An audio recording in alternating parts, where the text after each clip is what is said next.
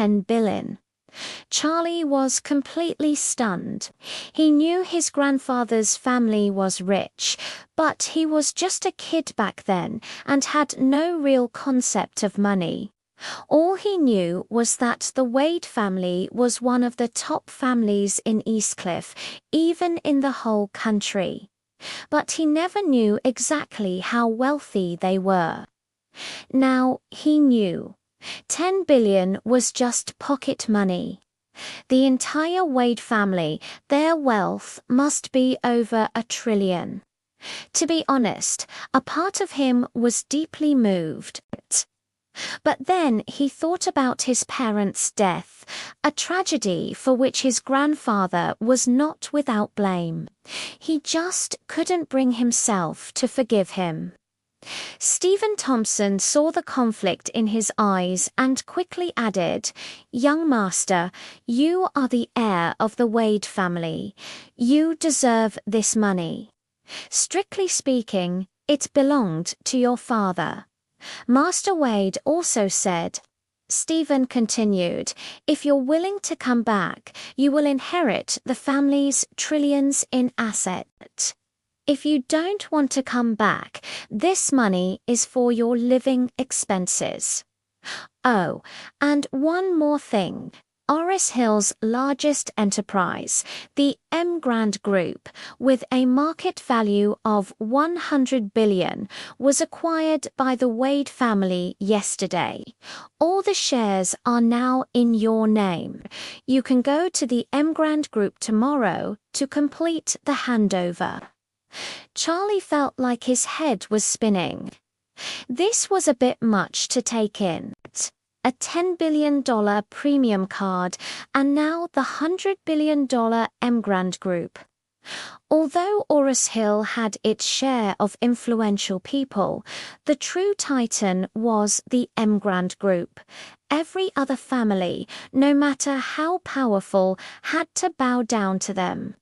It was the undisputed emperor of Oris Hill's business world. Even the Wilson family and the White family, who had humiliated him just today. And the Jones family that was pursuing his wife Claire. They were all insignificant ants in front of the M. Grand Group. And now, unexpectedly, it was his.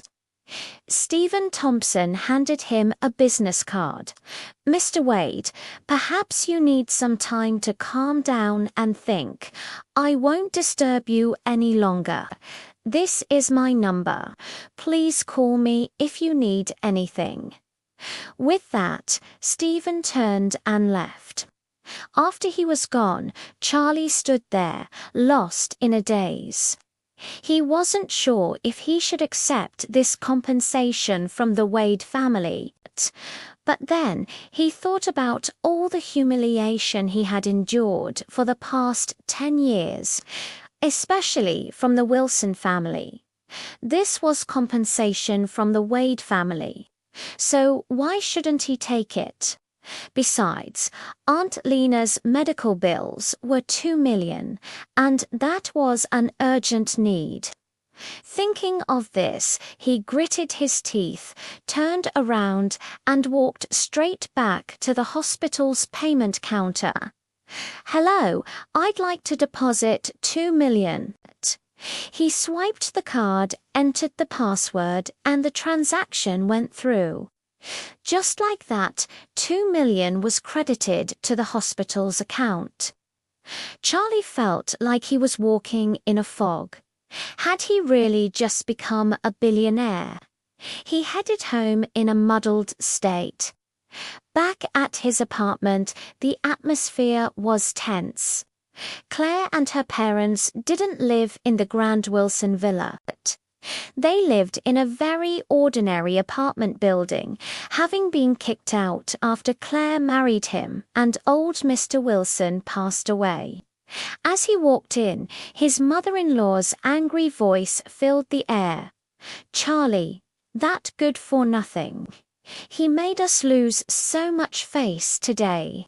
If you don't divorce him, your grandmother will kick you out of the Wilson Group." Claire replied calmly, "If I get kicked out, I'll just find another job." Q. His mother-in-law was furious. "What's so great about that piece of trash? Why can't you just divorce him and marry Wendell Jones? If you marry Wendell, our whole family could hold our heads high." His father-in-law chimed in from the side. "That's right, marry Wendell. Your grandmother would treat us like royalty. She'd be trying to please you every single day." But Claire was firm. "Stop it. I am not divorcing Charlie, you child." Just then, Charlie walked in. Seeing him, his in-laws' faces turned sour. His mother-in-law sneered, "Look who it is. A piece of trash with the nerve to show his face." Charlie sighed inwardly. His mother-in-law had always despised him. He wondered what her reaction would be if she knew he was now the boss of the Emgrand Group and had 10 billion in cash. But he wasn't ready to reveal his identity. He'd been away from the Wade family for so long. Who knew what the situation was like now? What if someone in the family meant him harm? It was better to keep a low profile for now. So he lowered his head and said apologetically, "Mum, I'm sorry. I caused trouble for you today." His mother-in-law shot back, "Trouble?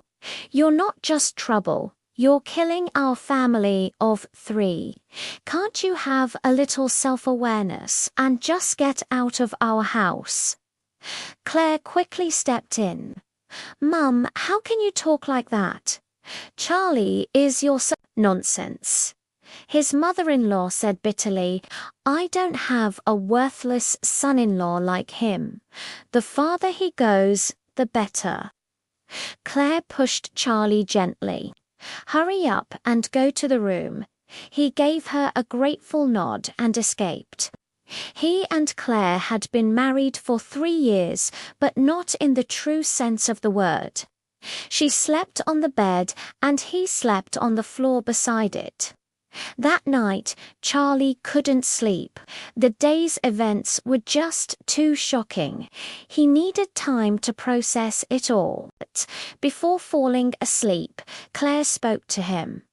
"How's Aunt Lena?" "I have a little over 100,000 in savings." "You can take it to her tomorrow," Charlie replied. "It's okay. Someone already paid for her treatment and sent her to Eastcliff." "Really?" Claire sat up, surprised. "Aunt Lena is saved."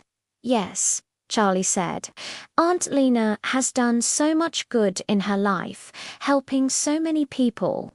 Someone finally repaid her kindness." "That's wonderful," Claire nodded, relieved. "Now you can finally rest easy." "Yeah," Claire sighed. "I need to get some sleep. Things at the company have been so stressful lately. I'm exhausted." Charlie asked, "What's going on with the company?" "Business isn't great," she explained.